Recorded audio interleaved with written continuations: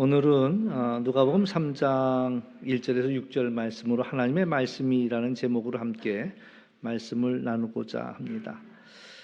대림절 두째 주간을 우리는 맞이합니다. 하나님의 위로가 필요한 자들에게 주님이 오시는 이 기다리는 절기가 될 수 있기를 주의 이름으로 축원합니다. 둘째 주를 맞이하면서 이제 오늘 본문은 하나님의 말씀이 임하였다라고 이야기합니다. 두 가지를 이야기하고 있는데 하나는 빈들에 임하였다라는 말씀을 하고 있고요. 또 한 가지는 요한에게 임하였다라고 말씀합니다. 그러니까 두 가지, 하나님의 말씀이 임한 장소와 또 하나님의 말씀이 임한 사람에 대한 이야기가 되겠습니다. 1절과 2절 말씀을 보면 쟁쟁한 사람들의 이름이 언급이 됩니다. 디베료 황제의 이름이 나오고 본디오 빌라도 유대 총독의 이름이 언급이 되고 또 헤롯 갈릴리의 분봉왕 이름이 언급이 됩니다. 그 동생 빌립 이두레와 드라고니 지방의 분봉왕으로 또 루사니아가 아빌레네 분봉왕으로 소개되고 또 그뿐만 아니라 안나스와 가야바가 대제사장으로 있었다. 이렇게 이제 장황한 설명을 하는 이유 중에 한 가지는 이 일은 역사적인 사실이다라는 이야기를 우리에게 들려주지요. 당대의 그런 지도자들의 이름을 이야기하면서 이것은 역사적으로 사실이다라는 이야기를 들려줍니다. 그러나 이제 그뿐만 아니라 오늘 이제 여기서 우리가 눈여겨 보고자 하는 것은 그런데 하나님의 말씀이 빈들에 임하였다라는 거죠. 빈들의 요한에게 임하였다라는 이야기입니다. 이제 종종 혼란스럽습니다. 왜냐하면 하나님의 일하는 방법이 우리의 어떤 일반적인 상식과 같지 않다라는 데 있습니다. 인류의 죄를 대속하기 위해서 엄청난 일을 하고 계시는데 근데 그 일이 황제가 다스리는 곳에서 시작되었더라면 얼마나 쉬울까라는 생각을 하는 거예요. 황제가 한마디만 한다면 누가 감히 마다하겠습니까?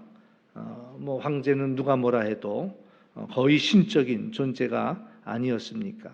그러니까 황제가 다스리는 로마 한복판에서 한마디만 해도 모든 사람들이 듣고 순종할 수밖에 없는데 또 빌라도는 어떻습니까? 유대의 총독이었습니다. 그러니까 적어도 이 유대 사회에는 영향력이 있는 사람이지요. 저희가 이제 예배를 드릴 때마다 빈자리가 많이 보여서 저의 마음은 목회자로서 저의 마음은 편치만은 않습니다. 한때는 빈자리가 없었거든요. 또 이따금이지만 또 절기 때는 통로에다가 보조 의자도 놓고 그러면서 예배 드렸던 기억이었습니다. 여러분 기억에는 우리가 제일 많이 모였을 때가 언제인지 아시나요?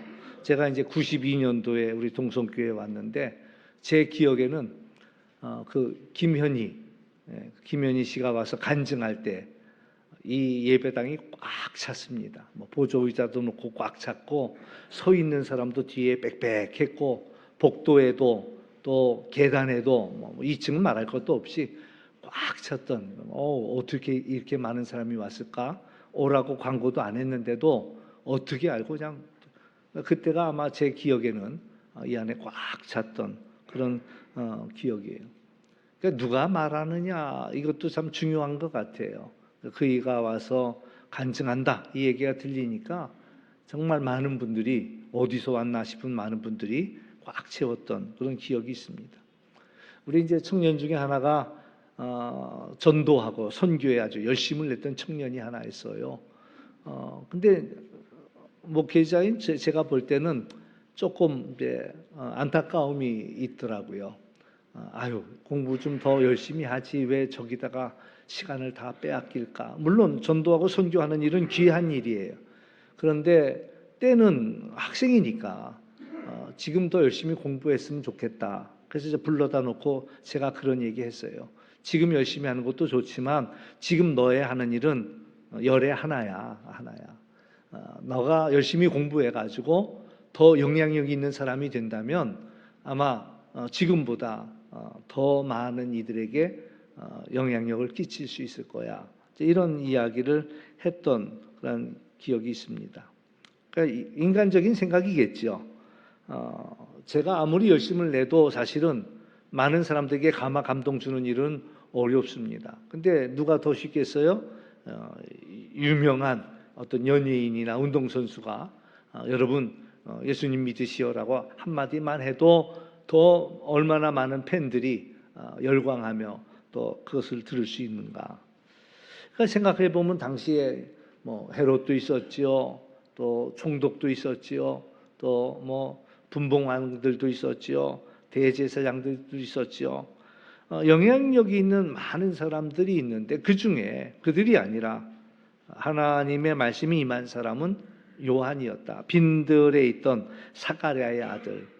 물론 우리는 이제 세례 요한에 대해서 더 많은 정보를 가지고는 있지만, 그러나 이제 성경에서 이야기하는 것은 그에 대해서 말할 수 있는 것은 사가랴의 아들이었다라는 것 정도가 얘기해주고 있다라는 거죠.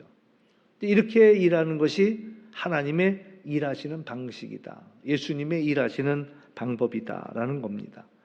예수님이 이 땅에 오신 이유는 우리의 죄를 대속하기 위해서 이 땅에 오셨지요. 그 일은 창조 사건 못지않은 엄청난 일입니다. 사람들이 아무리 자기의 죄의 문제를 해결하려고 해도 우리 각자의 마음속에는 우리가 해결할 수 없는 죄의 문제가 있어요. 우리가 잘못한 것들을 어떻게라도 씻어보고 싶어서 애를 쓰지만 우리가 벗어낼 수 없는 그런 문제들이 저마다 있단 말이죠. 그러니까 이 문제를 해결해 주기 위해서 하나님이 사람의 몸을 입고 이 땅에 오셨다라는 거죠. 그래서 십자가 위에 죽으심으로 우리를 구원하시기 위해 오셨는데, 이왕에 하나님이 사람의 몸을 입고 이 땅에 오신다면 어디가 제일 좋겠습니까? 이제 바둑을 두는 분들은 아시지만 바둑돌을 어디에 놓느냐에 따라서 그 바둑판의 승패가 결정이 되거든요. 돌 하나가 어디에다 놓느냐가 굉장히 중요한데, 장사하는 분들도 그렇습니다. 가게를 어디에 낼 것이냐, 그 장소를 잘 선점한 이들이 그 일을 이제 엄청난 그런 그 매상을 올릴 수 있고, 이제 굉장히 중요한 문제예요. 그러니까 하나님이 우리 인류를 위해서 구속하겠다는 엄청난 이 프로젝트를 진행한다면 적어도 세상의 중심에서는 시작했어야 될 것이 아니냐. 그러니까 로마가 당시 세상의 중심이니까 로마의 그 많은 사람들 한복판에서 이 일을 하는 것이 그게 당연한 거 아닐까. 동방 박사들이 실수했던 것 중에 한 가지는 유대인의 왕으로 나신 이는 당연히 궁궐에 있을 거라고 생각을 했고 헤롯에게 찾아갔지요. 이 바람에 이제 난리가 났고 그것을 두려워했던 헤롯은 2살 이하의 남자아이들을 다 죽이는 그런 엄청난 비극이 발생이 되었습니다. 근데 여전히 생각은 좋은 자리에서 태어나는 일들이 중요하다. 근데 예수님이 태어난 자리는 베들레헴의 작은 마구간이었단 말이죠. 그건 상상도 못했던 일입니다. 더군다나 예수님이 자라신 곳은 나사렛이에요. 갈릴리 나사렛이라는 것은 거기서 어느 누구도 거기에 무슨 선한 것이 나겠느냐 생각했던 곳이에요. 빌립이 나다나엘을 부르러 갔을 때에 나다나엘은 한마디로 그 얘기했습니다. 무슨 나사렛에 선한 것이 있겠냐? 더 이상 얘기할 것도 없다 그런 이런 곳이 바로 나사렛인데, 도대체 예수님 또 하나님께서는 이 나사렛에서 무슨 일을 시작하겠다고 하나님의 구속의 엄청난 역사를 시작하는 곳이 사람들이 쳐다도 안 보는 나사렛에서 무엇을 할 수 있을까? 근데 사실 저의 생각도 그럴 때가 많단 말이죠. 뭔가를 하려고 한다면 적당한 자리, 정말 괜찮은 자리, 또 괜찮은 사람, 함께 일하는 것이 필요한데, 그러나 하나님은 이 엄청난 일을 시작하는데 빈들에 있는 요한에게 임하였다라는 이야기입니다. 왜 요한이었을까? 많고 많은 사람들 가운데 왜 요한이었을까? 물론 어떤 이들은 그렇게 얘기해요. 요한은 특별한 사람이었고 남다른 사람이었다. 물론 남다른 점은 있을 겁니다. 그 얘기 갖다 붙이는 것이 그는 하나님을 기다리던 사람이었다. 또 그는 하나님만을 기다리고 그 하나님의 말씀을 기다렸던 사람이다. 그 말도 틀리지는 않을 수 있지만 오늘 본문을 가지고만 이야기한다면 그렇게 이야기하기에는 좀 과장이 아닌가 이런 생각이 들지요. 하나님이 부르셔서 일을 맡긴 사람들은 실력이나 어떤 능력이나 어떤 특별한 재주나 있던 사람들은 아니었다라는 이야기죠. 예수님이 12명의 제자를 부를 때도 때로는 아쉬운 생각이 드는 거예요. 저 친구들보다는 오히려 당시에 성경을 많이 알고 있던 서기관이나 또 어떤 부자 관원이나 이런 영향력 있는 사람들을 불렀더라면 더 효과적으로 복음이 전파되지 않았을까? 이런 생각이 드는데 말이죠. 예수님은 3년의 공생애를 살면서 물론 많은 무리를 위해서 가르쳤지만 그러나 적지 않은 시간들을 적지 않은 에너지를 이 12명의 조심스러운 표현이지만 무지리 같은 이 12명의 제자들을 양육하는 데다가 그 에너지를 사용하셨다라는 얘기예요. 그러면서도 안타까운 것은 그렇게 예수님께서 그들을 세우고 챙겨주셨지만 제자들은 예수님이 돌아가실 때까지도 제대로 알지도 못했고 예수님이 돌아가셨다가 부활하신 그때까지도 제대로 깨닫지 못하는 그런 제자들을 볼 때 참 안타까운 거죠. 그런데 그것이 예수님이 하는 일하시는 방법이고 하나님이 일하시는 방법이다라는 거죠. 우린 기드온의 이야기를 참 잘 압니다. 사사기 7장, 8장, 9장에 보면 기드온 사사 이야기가 나오는데 이스라엘이 위기에 봉착했을 때 미디안이 쳐들어왔을 때에 하나님은 기드온을 부릅니다. 그때 기드온이 하나님의 부름을 받을 때 기드온이 뭘 하고 있었는지 아세요? 남들의 눈에 띌까 봐 무서워서 포도주 틀에 들어가서 타작하고 있었어요. 몰래. 근데 천사가 나타나서 하나님의 용사요. 그 소리에 기드온이 얼마나 깜짝 놀랐겠어요. 아무도 모르게 몰래 이렇게 하고 있는데 뒤에서 하나님의 용사요 이렇게 부르니까 놀라 자빠질 뻔했겠죠. 이게 미디안이 이제 쳐들어왔으니 이제 싸우라는 건데, 자기는 그런 사람 아니라는 거죠. 그러니까 막 가라고 이제 하나님이 하니까는 그러면 증거를 보여달라. 그러니까 이제 두 가지 증거를 구했었죠. 여기 솜털이 있는데 이 솜털만 젓고 땅이 마르게 해달라. 그 이슬이 내렸는데 솜털만 젓고 땅이 말랐다. 그랬더니 한 번 더 반대로 해달라. 땅만 젓고 솜털은 마르게 해달라. 그리고 나서 이제 등 떠밀려 갖고 전쟁터로 나가죠. 그러니까 전쟁을 하겠다고 이스라엘 백성들을 모았는데 32,000명이 왔어요. 하나님이 너무 많다는 거예요. 너희들의 힘으로 이겼다 할까 걱정이라는 거죠. 그래서 두려운 사람은 돌아가라고 그랬어요. 전쟁하겠다고 나왔던 사람들이 너희 중에 두려운 사람이 있으면 돌아가라 그랬더니 22,000명이 당장 돌아갔어요. 싸우러 나왔던 사람들 중에 22,000명이 다 돌아가고 10,000명이 남았어요. 하나님이 10,000명도 많다는 거예요. 물가에 내려가서 물을 마셔라. 9,700명은 무릎을 꿇고 그 물을 이제 개처럼 이렇게 핥아 먹었단 말이죠. 그러니까 이 친구들 다 돌려보내라. 300명은 그래도 손으로 떠갖고 물을 마셨어요. 그러니까 어떤 이들은 그래요. 이 300명이야말로 정말 주의력을 갖고, 그래서 물 떠먹으면서도 경계의 눈을 늦추지 않은 정의의 용사다, 이렇게 이야기해요. 그런데 우리가 아는 대로 이 300명이 특별한 일을 했느냐? 하나도 안 했어요. 칼 한 번 휘둘러 보지 않았어요, 이 300명이. 하나님께서 하시는 얘기가 너희들이 한 게 아니라는 거죠. 오늘도 하나님이 우리에게 말씀하실 때는 내가 오히려 어리석은 자를 통해서 강한 자들을 부끄럽게 하겠다라는 것이 하나님의 계획이다라는 이야기입니다. 약한 자를 통해서 강한 자를 부끄럽게. 그러니까 하나님의 일하시는 방법은 뭔가 대단해야 내가 하는 일들이 아니라 하나님이 하시는 일들이고, 그러기 위해서는 오히려 부족한 자, 연약한 자들을 쓰시더라. 하나님의 말씀이 빈들에 있는 요한에게, 스가랴 아들 요한에게 임하였다.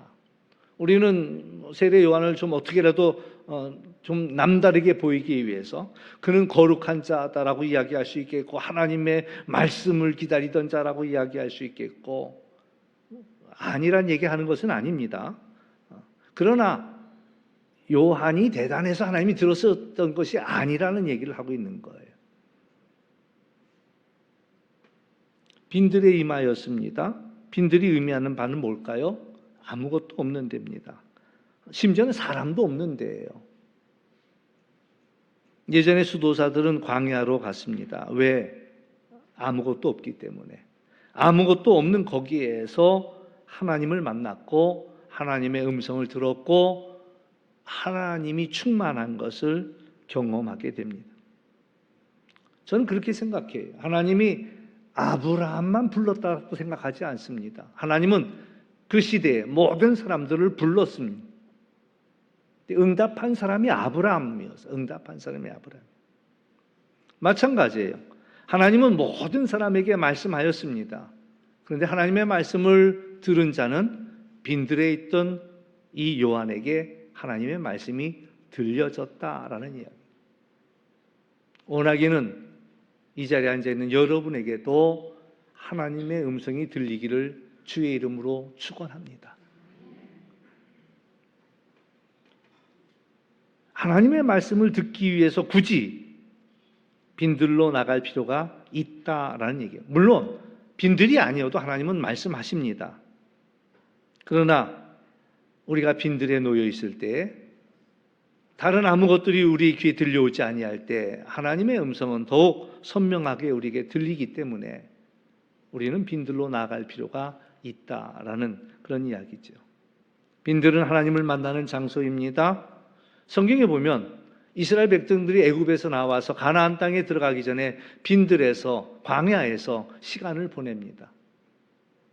광야에서, 원래는 그런 계획은 아니었지만 그들이 불순종함으로 말미암아 40년을 광야길을 걷게 돼요. 그들이 40년을 광야길을 걸으면서 깨닫게 된 게 뭘까요? 아무것도 먹을 것이 없는 곳에서 하나님이 40년 동안 먹여주셨다라는 얘기예요. 40년 동안 그들의 신발이 헤어지지 아니하고 그들의 옷이 헤어지지 아니했다라는 말도 안 되는 놀라운 일들을 그들은 경험한다라는 얘기예요. 하나님께서 신명기 8장에 보면 분명하게 말씀해요. 내가 이들을 광야로 이끈 것은 그 목적이 있는 거예요. 그들을 겸손하게 하기 위해서, 하나님만을 바라보고 하나님만을 의지하기 위해서, 하나님이 우리를 살리시는구나, 하나님이 우리를 인도하시는구나, 이거를 깨닫게 하기 위해서, 그들의 마음을 낮추고 겸손하게 하기 위해서 광야로 이끄셨다라고 말씀하셔요. 그들을 고생시키려고 보낸 것이 아니라, 또 그들을 낮춘 이유는 그들에게 복을 주기 위해서라고도 말씀하셔요. 오늘 우리는 빈들에서 하나님의 말씀을 받은 이가 해야 할 일에 대해서 한번 생각해 보려고 합니다.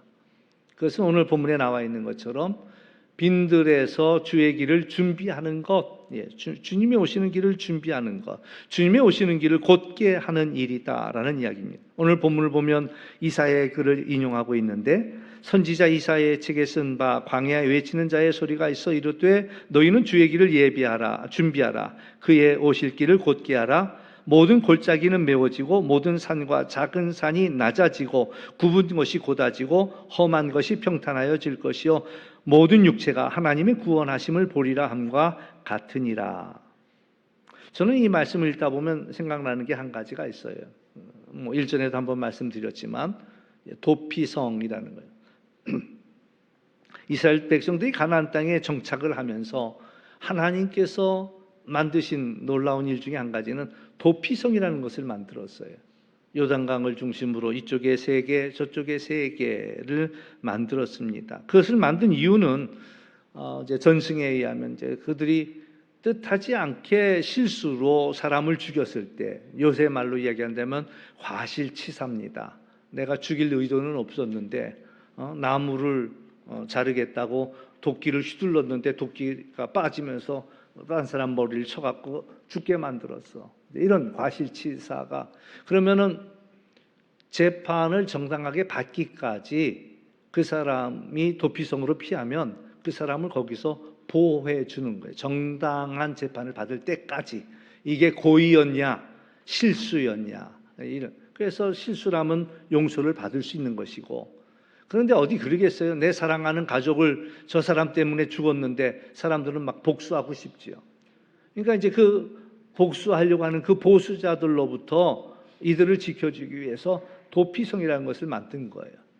근데 신명기 9장에 보면은 그 도피성으로 가는 길을 평탄하게 만들라는 거예요.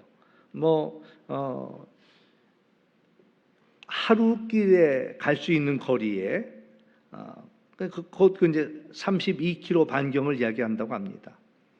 그리고 그 성으로 달려가기 위해 조금도 어려움 없도록 길을 14m 폭으로, 그것도 이해가 안 가. 어떻게 그게 가능하지? 엄청난 길이죠. 14m 폭으로 도피성까지 그 길을 평탄하게 만들라라는 얘기입니다. 걸려 넘어지지 않게, 또 잡히지 않게 정말 정신없이 달려갈 수 있도록. 그래서 돌도, 박혀있는 돌도 빼내고 평탄하게 만들어주라. 그리고 누구든지 얼른 알아보게끔 도피성 표시를 크게 써붙이라는 거예요. 이쪽으로 가는 게 도피성이다. 그래서 얼른 달려갈 수 있도록. 여기서 우리가 생각해 볼 수 있는 것은 우리의 피난처, 우리의 도피성 되시는 분은 예수님. 우리가 대림절을 맞이하면서 우리의 피난처의 도피성 되시는 예수님께로 우리가 달려가는 그런 계절이다라고 이야기할 수가 있겠고요. 누구든지 예수님께 달려가는 길이 막힘이 없도록 우리는 이 길을 준비해야 되겠다라는 얘기입니다.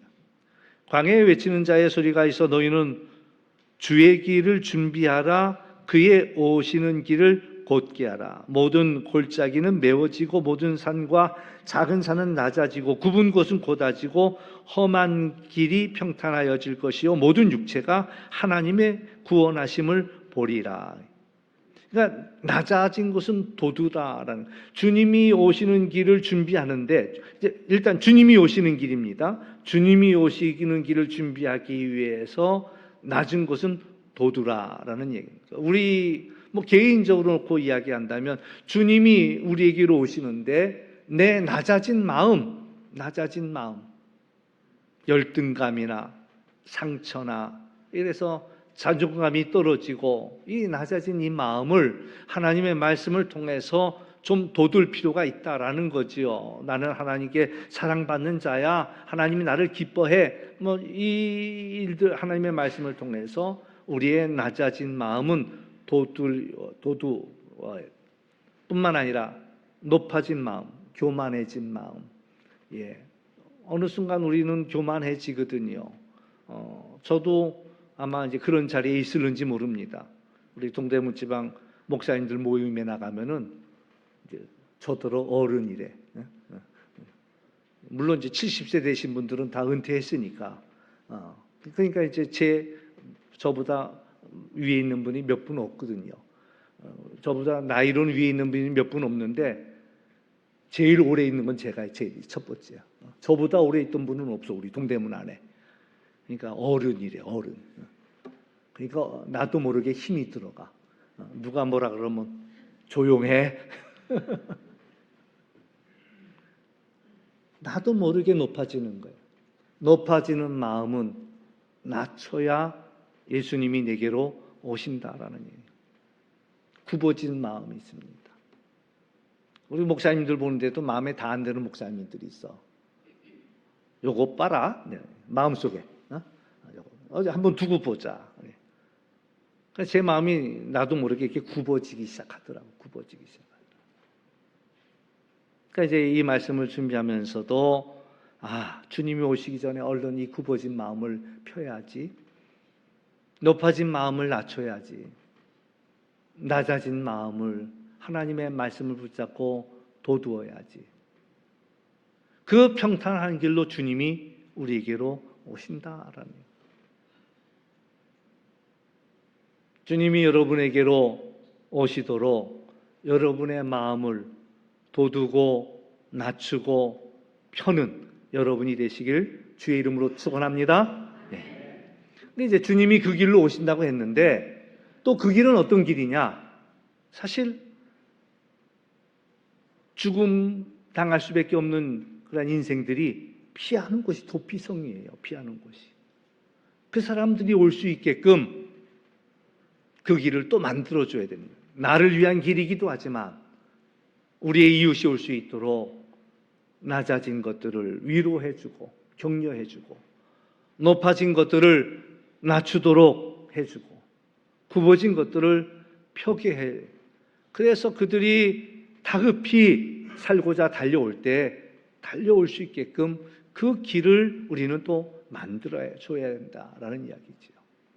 너는 안 돼, 못 와, 막는 것이 아니라 그 길로 달려올 수 있게 해도 이게 문턱이 높아, 그럼 더 낮출게 라고 낮춰주고 또 올라오기 힘든 이가 있으면 내가 끌어주고 그러면서 주님 앞으로 이끌고 굽어진 것들을 자꾸 펴주는 왜곡된 것들을 잘못된 것들을 펴주는 일들이 필요. 그래서 그들이 주님께로 달려올 때 여호와께서 하나님께서 하시는 그 구원을 모든 사람들이 볼 수 있다라는 이야기를 하고 있습니다.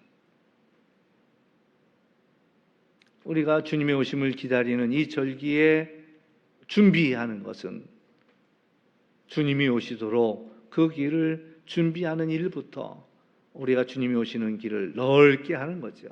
우리의 삶 속에 여러 가지 복잡하고 어지러운 것들이 여기저기 돌멩이처럼 삐죽삐죽 피어나와 있다면 그것을 평평하게 만들어서 주님 어서 오시옵소서, 주님을 우리의 마음속에 모실 수 있는 그것을 준비하는 그러한 귀한 대림절이 되시기를 주의 이름으로 축원합니다. 기도하겠습니다. 참 좋으신 아버지 하나님 감사합니다. 우리를 위해서 이 땅에 오심을 우리가 준비하게 하여 주시고 하나님의 말씀이 하나님의 감동이 어떤 특별한 사람들에게 임하는 것이 아니라 빈들에 놓여 있는 그러한 요한에게 임하였던 것처럼 오늘 우리의 삶이 빈들 같고 아무것도 보이지 않는 그런 곳에 처해 있는 우리에게 하나님의 말씀이 임하여서 우리가 하나님의 길을 준비할 수 있는 그런 저희들이 될 수 있도록 은혜 더하여 주옵소서. 작은 일부터 우리가 이 일을 할 수 있기를 원합니다. 낮아진 마음 높여주시고 높은 마음 낮아지게 하여 주시고 우리의 굽은 것들을 펴 주옵소서. 그리고 주님 오시옵소서. 뿐만 아니라 많은 이들이 주님 앞으로 나오도록 이 일을 감당하는 우리 모두가 되게 하여 주옵소서. 감사하며 예수님의 이름으로 기도하옵나이다. 아멘.